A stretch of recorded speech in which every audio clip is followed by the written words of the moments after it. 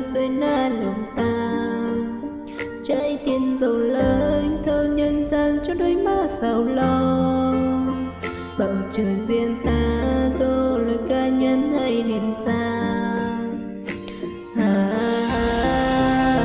Nhắm hai đường xa nhìn từ trên lá hoa phai màu rồng người hiền. Mình ta mỗi ta thôi mà thân thân này chịu nhiều đến đêm liêng nơi.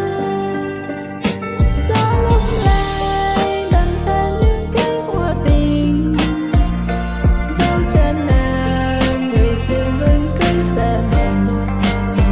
Thuyền mây ra khơi đi về nơi quán số vô hình. Trong sân gian trồi rừng mùa gỡ vang lý.